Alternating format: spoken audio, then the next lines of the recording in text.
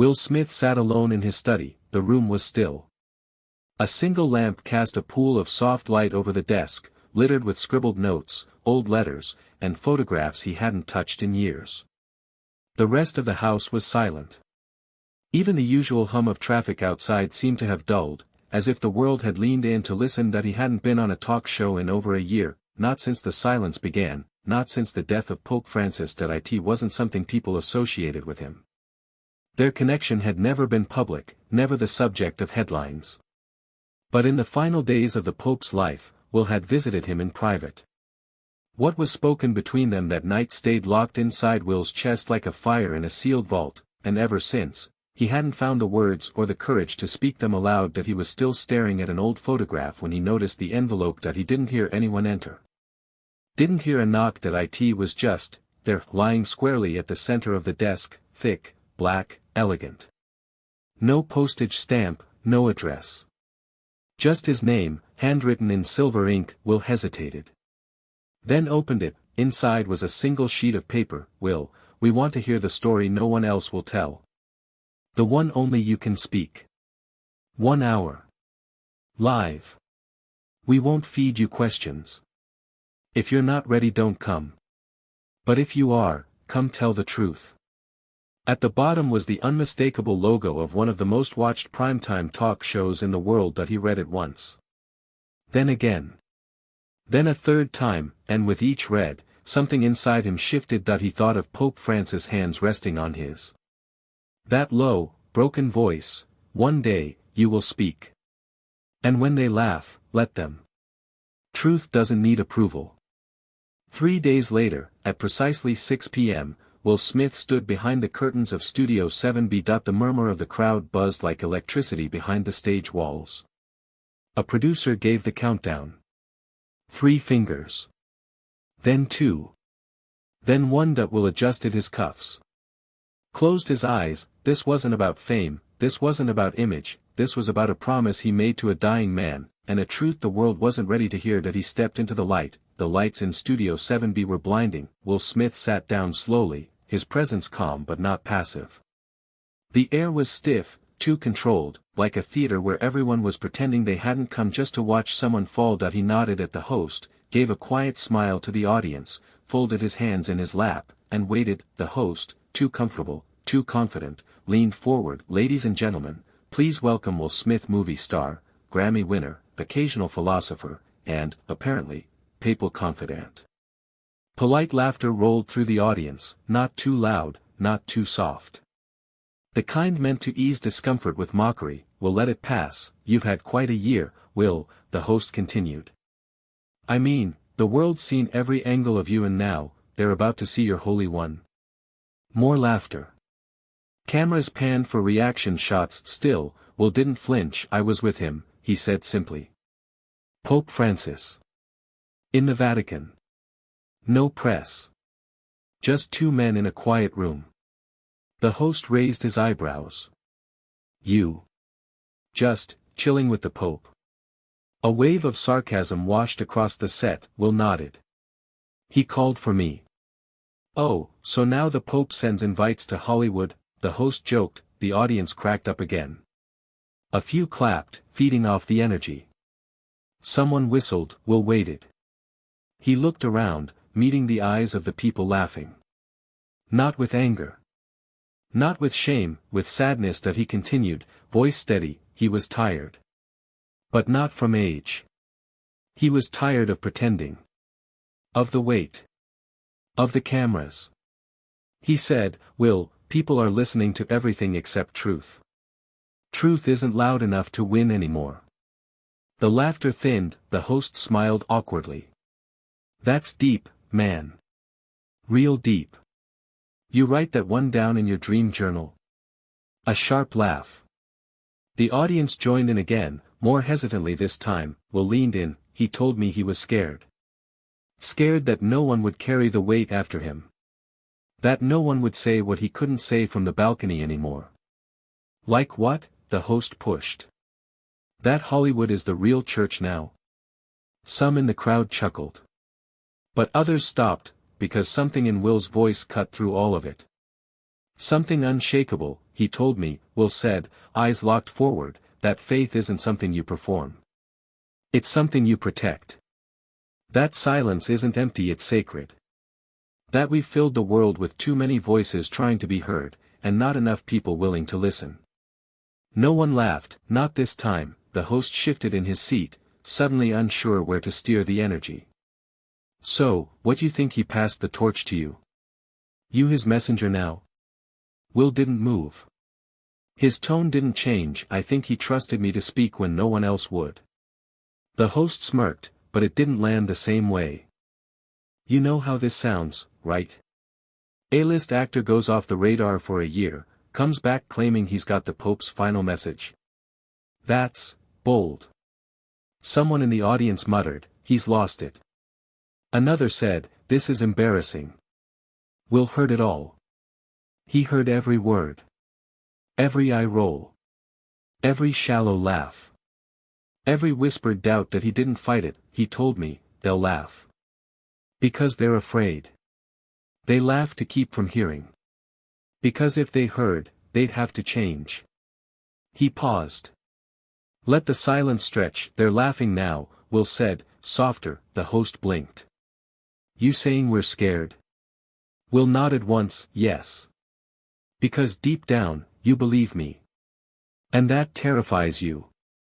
The room froze. No cue cards could rescue the host now. The audience wasn't sure how to react. What had started as entertainment had begun to feel different.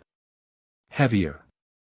Real, and somewhere, in the far rows, someone lowered their phone. Someone else stopped smiling. A third person looked down at the floor, then back up, eyes glassy, jaw set, because in that moment, they didn't see a celebrity anymore, they saw a man standing alone in truth, and he wasn't backing down. The silence was thick. No one moved. Will sat in the center of the storm he'd carried quietly for months, not defiant, not defensive. Just still. Present. The laughter had died, and in its place, something raw and uncomfortable began to settle across the studio. The host leaned back, shifting in his chair like he was trying to shake off the weight. His usual rhythm, the sarcasm, the clever punchlines failed him. He forced a smile. All right, he said, voice tight, we've heard the sermon. Now, unless you brought a relic or a burning bush, I think maybe it's time we. Will interrupted him, I did bring something. The host blinked, I'm sorry. Will reached into the inside pocket of his blazer and pulled out a small, sealed envelope. He didn't hold it up for drama. He simply placed it gently on the table between them. This was handed to me by a man in Rome. Someone from the Pope's personal staff. It was dated 2 weeks before his passing. The audience leaned forward, the camera zoomed in, the host hesitated. What's inside? Will looked at him. Calm. Certain, he said I should open it when I was ready. And I'm ready now.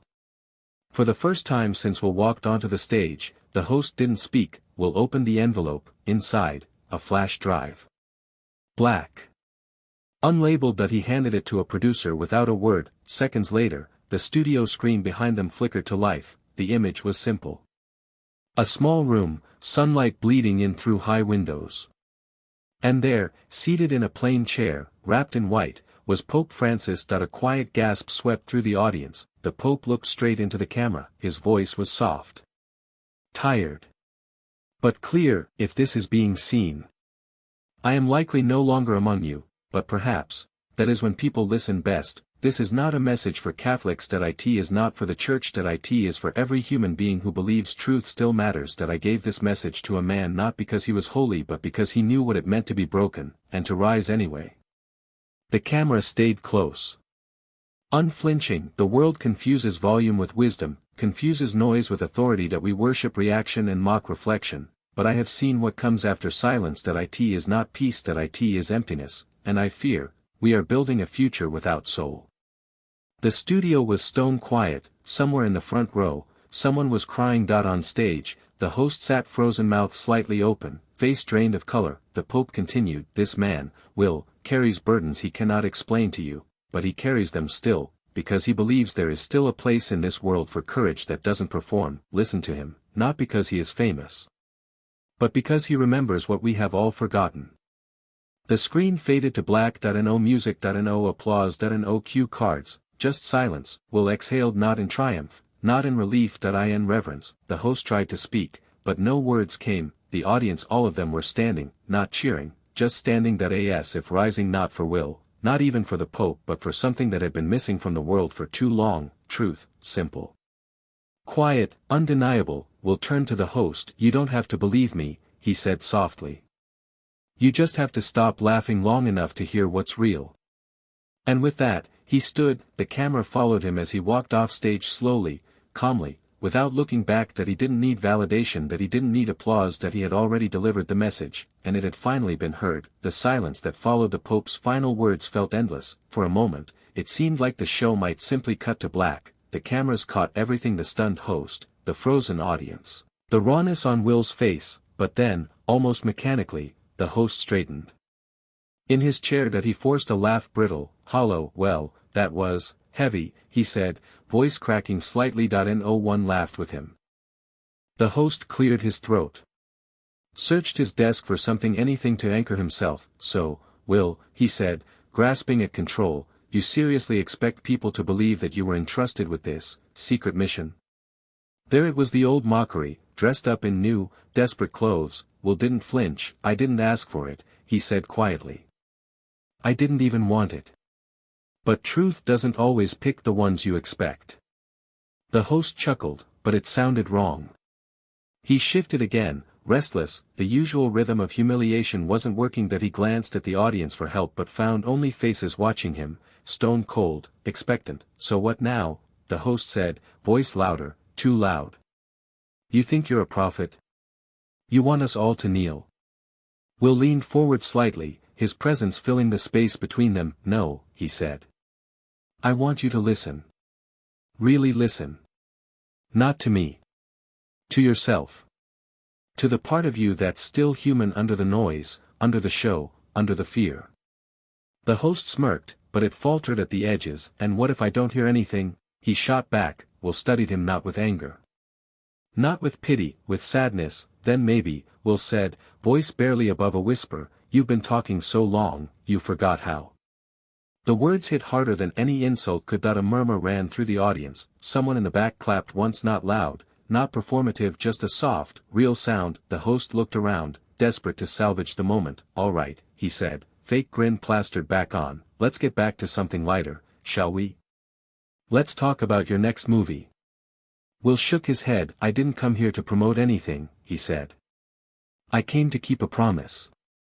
He stood up slowly. The host tried to cover. Well folks, give it up for Will Smith. Always an experience. A few scattered claps. Mostly awkward. Will turned to face the audience, not the cameras. His voice carried, low and steady. You don't need another hero, you don't need another scandal. You need to remember what it feels like to sit in the silence and let it break you a little. He paused, letting the weight of his words settle. And when it does, he said, build something better out of what's left. No applause. No cheers, just breathless, aching silence. Will nodded once, respectfully, not to the host, but to the people. Then he walked off stage, not as a celebrity, not as a preacher, but as a man who had finished the message he was entrusted to deliver. The interview was over. But the silence didn't end when the cameras shut off. It spread. It moved, not like fire, not like scandal, but like something slower. Heavier, more honest. For days, people didn't know what to say. The usual headlines came and went. Celebrity divorces, political tantrums, trending dances, but underneath it all, people were still thinking about what they had seen. A man, mocked and doubted, standing calmly and speaking truth that no one wanted to hear until they couldn't unhear it. In a cafe in Berlin, a college student sat alone, headphones in. Not music, just the audio from Will's words. He wasn't religious. Didn't care about the Pope. Didn't even really like Will Smith, but something about that moment stuck in his chest. He listened again, and again. Then, that night, when he saw someone being ridiculed outside a bar, he walked up. Didn't fight. Didn't yell. Just stood beside the stranger until the laughter died. In a small chapel in Rio de Janeiro, a priest who hadn't cried in 5 years wept openly as he replayed the Pope's final words. He set down the chalice during Mass and whispered to the congregation, we've gotten so good at performance, we forgot how to pray without an audience. No one spoke, but they didn't need to. In Los Angeles, a man sat in his car, gripping the wheel so tightly his knuckles went white that he was supposed to walk into his workplace and fire an employee. That was the plan, but instead, he played the interview one more time, then he walked into his office, looked the man in the eyes, and said, "I forgot you were a person." They didn't hug, they didn't cry, but everything changed after that. The host who had mocked Will tried to laugh it off the next night that he made jokes, ran a segment about spiritual influencers. Even booked a comedian to parody the Pope, but the audience didn't laugh, not like before, because they had seen something real, and once you see it, you can't pretend you didn't. Will Smith didn't post that, didn't tweet that, didn't give follow-up interviews that. He stayed quiet. Some accused him of hiding, some called him manipulative, some called him a prophet. Will ignored it all, because he knew what they didn't. Truth doesn't need defense. It only needs patience. 3 months passed, then, one afternoon, Will got a letter, not from a network, not from a studio, from a teenage boy in Cleveland. The handwriting was messy. The envelope had no return address. Inside, "I watched what you said, that I've never believed in anything, that I almost ended my life last week, but something you said made me wait, not because I understand it, but because it felt like you understood me. If you ever talk again, please talk to people like me." Will held the letter for a long time, then he made a phone call, not to his agent, not to the press. The head of a small youth center in Ohio. 1 week later, on a cloudy Thursday morning, Will walked into a room filled with 15 teenagers who didn't know whether to be nervous or annoyed that he wasn't wearing a suit, that he didn't bring cameras, that he didn't stand on a stage, that he pulled up a chair. And Saturday, "I don't have all the answers," he said, "but I know what it feels like to carry something alone." They stared, some looked away. One cried, quietly. Will didn't rush. He let the silence live. Then he said, "Truth isn't something you're supposed to shout, that it's something you're supposed to survive." And they listened, really listened, because for the first time, they weren't being talked down to, they were being spoken to. As souls, as people who still had time to heal. Later that night, someone asked Will if he would ever go back on television. He smiled, "Maybe, but not to be heard, only if the world forgets again what it means to truly listen." Time passed, the world moved forward. But not in the same way. The story faded from headlines. The clips were buried under new trends, new controversies, new noise. But something lingered, quiet and steady. Not in the feeds or in the hashtags, but in people. In the pauses between their words. In the choices they made when no one was watching. It didn't become a movement. It didn't need to. It became a memory. A living one. And sometimes, a memory is stronger than a monument. In a high school classroom in rural Canada, a teacher paused a lesson on public speaking. She played the Pope's final message. Then Will's words. The students didn't laugh. They didn't look at their phones. One of them raised their hand and said, "Why did he do it, if he knew they'd mock him?" The teacher didn't answer. She didn't need to. They understood. In Nairobi, a woman who had once led smear campaigns for political clients quit her job quietly. She didn't announce it. She just left. Her colleagues found her goodbye note taped to her desk. "I won't spend another day earning money by making people smaller. Silence deserves a place in this world.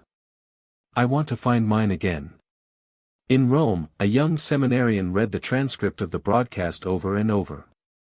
Not for doctrine. Not for proof. But because every line felt like a lantern in a dark place. He wrote in his journal, "A pope trusted a man the world had stopped trusting." Maybe that means God speaks through the ones we're quickest to dismiss. Meanwhile, Will Smith remained almost entirely invisible. He didn't disappear out of fear. He simply knew that once a message has been delivered, it's not the speaker's voice that matters anymore, it's the echo, and this echo lived in how people began waiting a little longer before responding. It lived in how jokes at another's expense didn't land quite the same. It lived in how cruelty, once mistaken for charisma, began to feel awkward. Outdated. It wasn't that the world changed. It was that people began noticing the cracks in the parts that hadn't. A year after the interview, someone knocked on Will's door. It was a girl. 17. Shaking, she had found him through someone who knew someone who had once worked at the youth center. She didn't say much. Just handed him a small envelope and walked away. Inside was a photo. A boy, maybe 16, holding up a piece of cardboard. On it, I didn't end my life. Because silence told me not to. Will sat down, holding the photo like it was sacred, because it was. He didn't frame it. He didn't share it. He just kept it, tucked inside his jacket. Over his heart, not long after, Will was invited to receive a humanitarian award. The ceremony was to be broadcast worldwide. It would be his first public appearance in over a year. He declined. They offered a pre-recorded speech. He declined again, but he did send one sentence to be read on his behalf: "If what I said helped, let it be yours now. Don't give it back to me." The studio where it all happened never hosted another interview like it. Producers tried. Guests tried.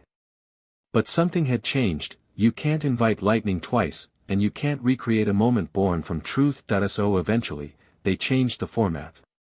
The host stepped away. The set was redesigned, but people still whispered about that night, and some nights, when the lights dimmed and the audience thinned, studio workers would sit where Will one Saturday just to remember, just to feel it. One evening, much later, a documentary crew found Will walking through a quiet park, hoodie up, hands in his pockets. They didn't ask for an interview.